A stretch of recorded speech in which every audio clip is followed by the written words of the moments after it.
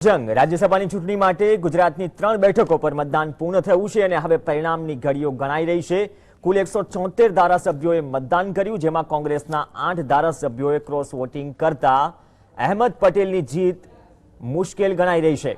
તેમ છતાં કોંગ્રેસે અહેમદભાઈની જીતનો દાવો કર્યો છે અને કોંગ્રેસનો દાવો છે કે અહેમદભાઈને 45 કરતા વધારે મતો મળશે। બીજી તરફ ભાજપે તેના 3 ઉમેદવાર અમિત શાહ, સ્મૃતિ ઈરાની અને બલવંતસિંહ રાજપૂતની જીતનો દાવો કર્યો છે। સાંજે 5 વાગ્યે મતોની ગણતરી થશે અને 6 વાગ્યાની આસપાસ પરિણામ જાહેર થશે। મતલબ કે ભાજપ તરફથી આ મતદાન બાદ દાવો થઈ રહ્યો છે કે તેમના 3 ઉમેદવાર જીતી રહ્યા છે, અમિત શાહ, સ્મૃતિ ઈરાની અને બલવંતસિંહ રાજપૂત। બીજી તરફ દાવો કોંગ્રેસ તરફથી પણ થઈ રહ્યો છે કે અહેમદ પટેલ જીત નોંધાવશે। પરિણામ આવશે, થોડો સમય છે અને જે પણ આંકલન થઈ રહ્યું છે, મતોના મૂલ્યોનું આંકલન થઈ રહ્યું છે, જે સવારથી ઘટનાક્રમ ચાલી રહ્યો છે। આપણી સાથે સ્ટુડિયોમાં ઉપસ્થિત છે હર્ષદભાઈ અને આનંદ શુક્લ, જે રાજકીય વિશ્લેષક છે, હિમાંશુભાઈ કોંગ્રેસમાંથી છે અને ડોક્ટર અનિલ પટેલ જે ભાજપમાંથી છે। હિમાંશુભાઈ, આપથી શરૂઆત કરવા માંગીશ। સવારનો ઘટનાક્રમ અત્યાર સુધી કદાચ તમે ભાજપ કે કોંગ્રેસ સાથે ન હતા થોડો અડધો કલાક, પરંતુ એ જ વાત થઈ, મતોના મૂલ્યનું આંકલન થઈ રહ્યું છે, પરંતુ આ એક એવી ચૂંટણી છે અને આજનો એવો દિવસ છે જે ધીરે ધીરે એવું લાગી રહ્યું છે કે રાજકારણમાંથી જે મૂલ્ય છે ધીરે ધીરે ખતમ થઈ રહ્યું છે। ચોક્કસ જે પ્રમાણે રાજ્યસભાનું જે ઇલેક્શન હોય છે એમાં રાજ્ય ધારાસભ્યો દ્વારા એક જે પ્રતિષ્ઠાવાળા વ્યક્તિઓ હોય કે જે રાજ્યનું પ્રતિનિધિત્વ કરતા હોય, જેના મુદ્દાઓ જે બૌદ્ધિક સમાજમાંથી આવતા હોય એ લોકોને આગળ લાવવાનું હોય છે કે જેથી કરીને જે આપણું ફેડરલ સિસ્ટમ છે કોન્સ્ટિટ્યુશન્સમાં એના જે ચેક્સ એન્ડ બર્ડ્સ, જે લોકસભામાં પ્રતિનિધિ ચૂંટાયેલો છે એ લોકોના વોટથી ચૂંટાયેલો છે, પણ જે એમએલએસને એમના થકી જે વ્યક્તિ ચૂંટાવવામાં આવે છે એ બીજો વ્યક્તિ છે કે જેને કાયદાનું જ્ઞાન હોય, તદુપરાંત એને જે એમની જે સેવા ક્ષેત્ર હોય એમાં એક સારું નામ એમને બહાર કાઢેલું હોય કે જે ધારો કે તબીબ હોય કે કોઈ પ્રોફેશનલ વ્યક્તિ હોય કે જે વ્યક્તિને એના માર્ગદર્શનનો લાભ કોન્સ્ટિટ્યુશન થકી દેશને મળે। એટલે અત્યારે એવું લાગી રહ્યું છે કે કોઈ વ્યક્તિ વિશેષ અને જે પક્ષ વિશેષ વસ્તુ વધારે થઈ ગઈ છે કે જેણે સેવાઓ આપેલી છે જે વ્યક્તિએ, એને નથી ચૂંટવામાં આવતો, પણ જે વ્યક્તિ થકી પક્ષ થકી જે વ્હીપ આપવામાં આવે એના માટેનો પ્રયત્ન વધારે થઈ રહ્યો છે। અહેમદ પટેલને આ સિવાય આટલા બધા ક્યારે યાદ કર્યા નહીં હોય કે સાંભળ્યા નહીં હોય લોકોએ।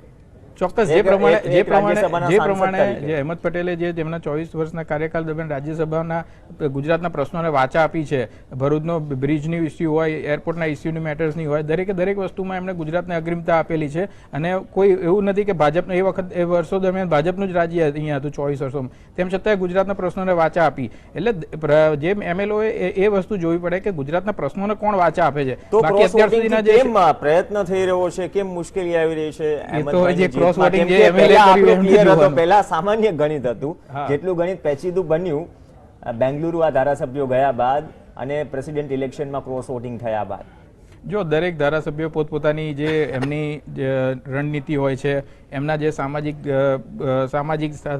અથવા તો જે ધંધાકીય પ્રવૃત્તિમાં જોડાયેલા હોય છે એના લીધે પણ એમને કોઈક રીતના સામદામ દંડની નીતિના ભોગ બનવું પડતું હોય છે। એટલે એ લોકોએ ક્રોસ વોટિંગ કર્યું અને કોઈ એવું હોય છે કે જેમને ટિકિટો જેને અપાઈ હોય જે વ્યક્તિએ, એટલે એમનું પણ માનવું પડતું હોય છે। એટલે હિતો સાચવવા માટે ક્રોસ વોટિંગ થયું। હા, એટલે સાચવવા માટે ક્રોસ વોટિંગ થયું। જી આનંદ, હિમાંશુભાઈને મારે પૂછવું છે કે 2012ની વિધાનસભાની ચૂંટણી હોય એ પહેલા પણ કોંગ્રેસમાંથી ભાજપના જનારાઓની લાઈન લાગે, લોકસભાની ચૂંટણી હોય તો એ પહેલા પણ કોંગ્રેસના ધારાસભ્યોની ભાજપમાં જવાની લાઈન લાગે અને 1, 2, 3 ટિકિટો પણ મળી જાય અને એ લોકો જીતી પણ જાય।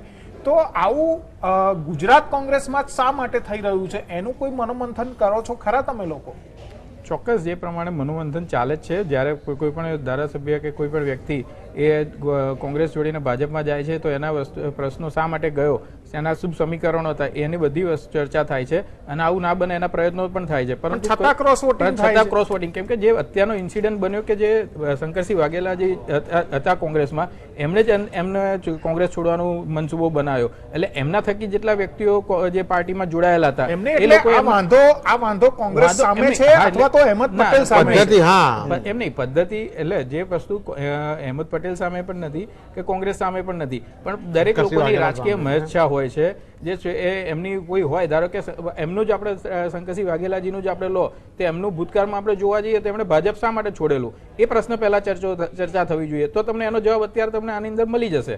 એટલે એ રાજકીય મહેચ્છા જે હોય છે વ્યક્તિની એ પણ જોવું પડે આપણે, અને એના અનુસંધાનમાં એ અત્યારે કોઈ પણ સ્ટેપ્સ લે જેથી કરીને પાર્ટીને નુકસાન થતું હોય એ પણ ના વિચારે, કે ગુજરાતના ગુજરાતીઓને નુકસાન થતું એ પણ ના વિચારે, અને સ્વાર્થ માટે કે પોતાના જ માટેનો લાભ લેતો હોય કે પોતાના ઉપર કોઈ પ્રેશર આવ્યું હોય કોઈ પણ રીતનું, સામદામ દદનું મેં કીધું એવું, એ પણ એના ભાગરૂપે પ્રોટેક્ટ કરવા માટે.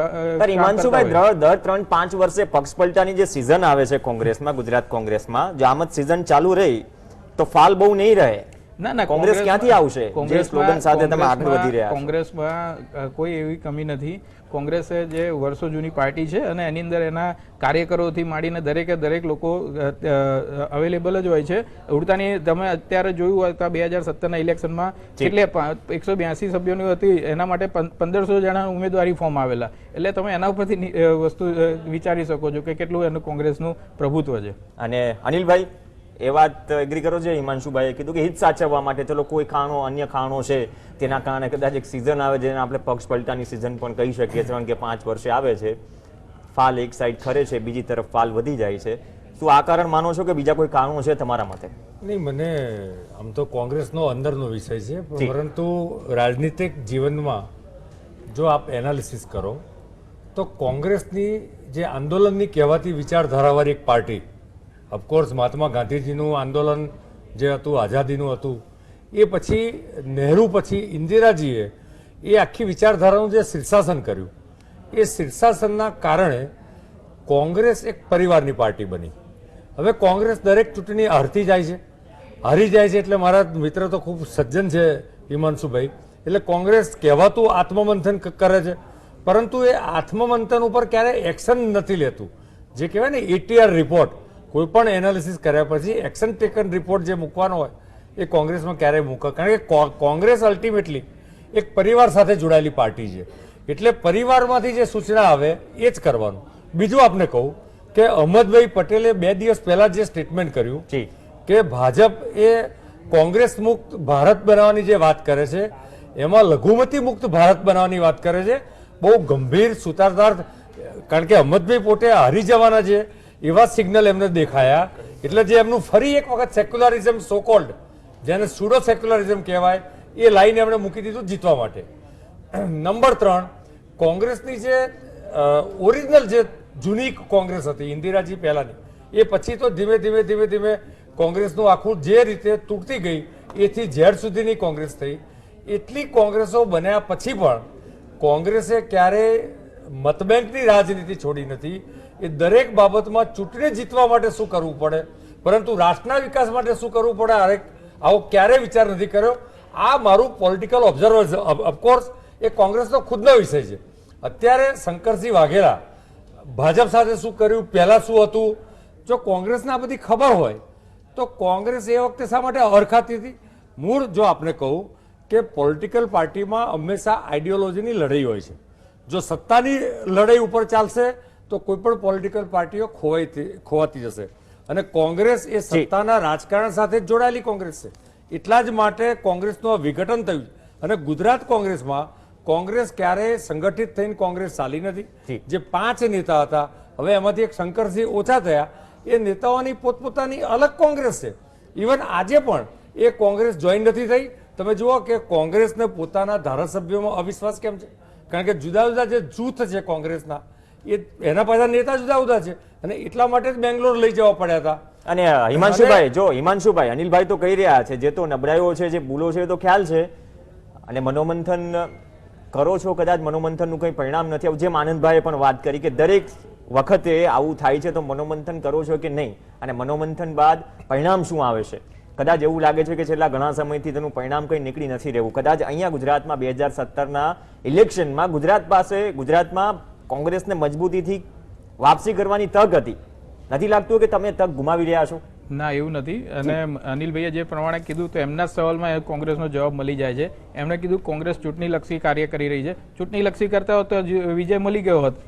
કોંગ્રેસ પ્રજાના પ્રશ્નોને વાચા આપતા મેનિફેસ્ટો બનાવે છે, પ્રજાના પ્રશ્નોને આગળ લઈ જાય છે. જે 146 ને 206 સીટે પણ આધારના અને જે એફડીઆઈના રૂલ્સ છે તમારે એક્સેપ્ટ કરવા પડ્યા, જીએસટી એક્સેપ્ટ કરવું પડ્યું. તમે આટલું બહુમત લઈને આવ્યા 272માં, તમે ચૂંટણીલક્ષી કાર્યો કરેલા છે, ચૂંટણીલક્ષી તમે પ્રોપોગાન્ડા કરેલા, તો તમે 3 વર્ષથી એક રજૂઆત નથી કરી શકતા તમારા પ્રશ્નોની. અને ગૌ હત્યાના આ બધા ઇસ્યુઓ લઈને આવેલા છે. એટલે એ ઇસ્યુ સાઈડનો છે અત્યારે આપણે જે એટલે એમને જવાબ આપી દીધો મેં. ચૂંટણીલક્ષી કાર્ય કોણ કરી રહ્યું છે, કોંગ્રેસ કરી રહ્યું છે કે ભાજપ? બીજું તમે કીધું કે અત્યારે કોઈ પણ પક્ષમાં, એમ તો બીજેપીમાંથી ઘણા બધા છોડીને જતા હોય છે. એટલે એવું નથી, તક આવે ત્યારે ઘણા બધા પોતપોતાના ઇસ્યુનું માઇલેજ લેતા હોય છે કે આજે પોતાના એરિયામાં એ ધારાસભ્યનું વધારે વર્ચસ્વ હોય તો એને એવું લાગતું હોય તો આજે હું આ પક્ષમાં જતો રહીશ તો કંઈ મને ફરક નથી પડવાનો, પણ મારા બરે જ હું આ જીતીને આવેલો છું. એટલે એનો લાભ લેતા હોય છે. અને જે એના લાભના સમીકરણોમાં મોનેટરી આપણે જોઈ લીધું કે કઈ રીતના બીજેપીએ અહીંયા કરેલું ને એના લીધે જ કોંગ્રેસના ધારાસભ્યોએ બેંગ્લોર જવું પડેલું. જો અહીંયા રહ્યા તો ઘણું બધું તોડ એમને કરી દીધેલી હોત. પણ શાક બચી જાત. કદાચ પૂરગ્રસ્તમાં જે 76 અને 176 ધારાસભ્યો જ્યારે વોટિંગ કરે તો 176 ને 4 વડે જો ભાગીએ તો 44 મત અને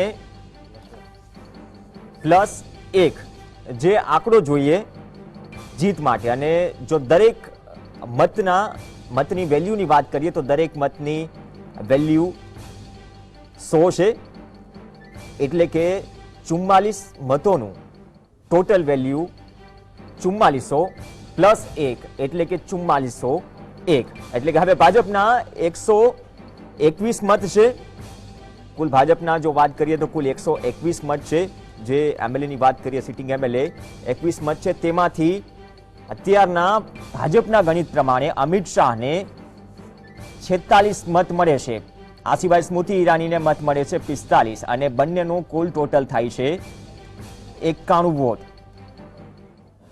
કુલ 121 મત છે ભાજપના, તેમાંથી 46 મત અમિત શાહને, 45 મત સ્મૃતિ ઈરાનીને અને 121 માંથી 91 મત આ બંને ઉમેદવારોને મળી ચૂક્યા છે. મતલબ કે આ બંને ઉમેદવારોને આગળનું ગણિત જોઈએ તો ભાજપના કુલ મત 121 છે. તેમાંથી જો સ્મૃતિ ઈરાની અને અમિત શાહને મળેલા 91 મત 121 માંથી બાદ કરીએ તો 30 મત વધે છે.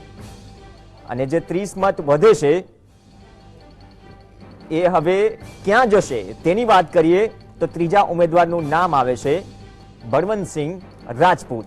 30 જે મત મળ્યા, જે વધ્યા 121 માંથી, એ ઉપરાંત એનસીપીના 2 મત મળ્યા, જીપીપીનો 1 મત મળ્યો, જેડીયુનો 1 મત મળ્યો. મતલબ કે દાવો થયો છે. એટલે ભાજપના ગણિત પ્રમાણે ત્રીજા ઉમેદવાર તરીકે બળવંતસિંહને 34 મત મળ્યા છે. આ છે ગણિત જે ભાજપનું છે. અને ગણિત એવું છે કે ભાજપ કહી રહ્યું છે કે ત્રણેય ઉમેદવારો તેમના જીતી રહ્યા છે. આ ઉપરાંત બળવંતસિંહને બાપુ સમર્થકોના 7 વોટ મળ્યા છે. અને જે કરમસિંહભાઈએ જે ક્રોસ વોટિંગ કર્યું છે તેનો 1 મત, ભાજપના ત્રીજા ઉમેદવારના મત થાય છે 42. મતલબ કે બળવંતસિંહ રાજપૂતને એટલે કે ત્રીજા ઉમેદવાર તરીકે ભાજપના 42 મત. અને જો તેના મૂલ્યની વાત કરીએ, ભાજપના ત્રીજા ઉમેદવારના મૂલ્યની વાત કરીએ તો 42 ગુણ્યા 100 એટલે કે 4200નું મૂલ્ય બળવંતસિંહ રાજપૂતનું એક ત્રીજી સીટ તરીકે, ત્રીજા ઉમેદવાર તરીકે થાય છે. ફરી એક વખત કહીએ, અમિત શાહના મતોનું મૂલ્ય 4600 થયું હતું. જીત માટે જરૂરી મૂલ્ય હતું 4401. સ્મૃતિ ઈરાનીને 4500 મત મળ્યા છે. અને નેક્સ્ટ હવે આગળનું ગણિત જોઈએ, કેમ કે 4200 વોટ બળવંતસિંહને મળ્યા છે. આગળનું ગણિત જોઈએ, જો અમિત શાહ અને સ્મૃતિ ઈરાનીના જે મતોની વેલ્યુ છે તેના પર નજર કરીએ તો તે પણ ઘણું જરૂરી છે. કેમ કે અમિત શાહનું મતોનું મૂલ્ય 4600 છે. જીત માટે જરૂરી મત મૂલ્ય છે 4401 અને વધારાનું મતનું મૂલ્ય છે 199. મતલબ કે 199 મેજિક ફિગર 44-1 છે, જેને ઓવરટેક કરીને પ્લસ મત મળ્યા છે, મતલબ કે વધારાના મત મળ્યા છે 199. અને આ સિવાય જો સ્મૃતિ ઈરાની વાત કરીએ 199, અમિત શાહને 199 વોટ મૂલ્ય વધારે મળ્યું છે. અને સ્મૃતિ ઈરાનીની વાત કરીએ તો 4500 મતનું મૂલ્ય છે. જીત માટે જરૂરી મૂલ્ય 4401, જે મેજિક ફિગર છે, એટલે કે વધારાના મતનું મૂલ્ય છે 99. જેમ 199 અમિત શાહને, એ રીતે 99 મતોનું મૂલ્ય સ્મૃતિ ઈરાનીને વધારે મળ્યું છે. હવે 99 અને 199 શું ફરક પડે છે, નજર તેના પર કરીએ તો 199 પ્લસ 99 એટલે કે અમિત શાહ અને સ્મૃતિ ઈરાની, તેનો મતલબ એમ થયો કે બંનેને ટોટલ જે વધારાના મત મળ્યા છે તેનો ટોટલ કરીએ તો 298 વધારાનું મત મૂલ્ય છે. આ બંને ઉમેદવારને જે વધારાનું મત મૂલ્ય મળ્યું છે તેમાં 199 પ્લસ 99 298 કુલ મત મળ્યા છે. મતલબ કે બંને ઉમેદવારોને 298 મત વધારે મળ્યા છે. હવે આગળ વધીએ તો ભાજપના ત્રીજા ઉમેદવારની વાત કરીએ, કેમ કે સૌની નજર તેના પર છે, સૌનું ગણિત તેના પર ટકેલું છે. બલવંતસિંહ રાજપૂત 4200 મતનું જે મૂલ્ય, કેમ કે અગાઉ આપણે વાત જોયું હતું સેકન્ડ પ્રેફરન્સ પ્રમાણે અમિત શાહને અને સ્મૃતિ ઈરાનીને મળેલા વધારેના મત પ્રમાણે 298 જે વેલ્યુ છે, મતલબ કે 4200 બલવંતસિંહ પાસે હતા. જો બંનેને પ્લસ કરીએ તો 4498 કુલ મત મળે છે. ભાજપનો દાવો છે, કેમ કે જે મેજિક ફિગર છે 4401, 44 થી 1 એ ફિગર ક્રોસ થઈ ગયું અને બલવંતસિંહને મળે છે 4498. તો ત્રીજા ઉમેદવાર તરીકેનું જે આંકલન છે ભાજપનું, તેમાં પણ 4401 જે મેજિક ફિગર છે 4498 મળ્યું છે ત્રીજા ઉમેદવારને, એટલે કે 97 વધુ મત મળે છે. 100 મત પ્રેફરન્સ પ્રમાણે ભાજપના ત્રણેય ઉમેદવાર જીતે છે. જે દાવો છે રાજ્યસભાની ત્રણેય બેઠકો ભાજપ જીતે છે તે દાવો છે. અને અહીંથી જ 199 અમિત શાહને વધુ મતોનું મૂલ્ય મળ્યું છે, 99 સ્મૃતિ ઈરાની, અને બંનેનું વધારાનું મતોનું મૂલ્ય જો ત્રીજા ઉમેદવારમાં પ્લસ થાય તો 44.1 નો જે મેજિક ફિગર છે 4401 નો મેજિક ફિગર વટાવે છે અને 97 વધુ મત મૂલ્ય મળ્યા છે ત્રીજા ઉમેદવાર ભાજપના. મતલબ કે જે ઉમેદવાર ત્રણેય છે તેનો દાવો, પાક્કો દાવો કરી રહ્યું છે ભાજપ. તો આ ગણિત છે કે જેના આધારે ભાજપ કહી રહ્યું છે કે ભાજપના ત્રણેય ઉમેદવારો જીતી રહ્યા છે. હર્ષદભાઈ, જે ગણિત જોયું, આ ગણિત પ્રમાણે કદાચ રિઝલ્ટ કેટલું શક્ય? આપણે આગળની ચર્ચામાં પણ આપણે વાત કરી કે ભાજપ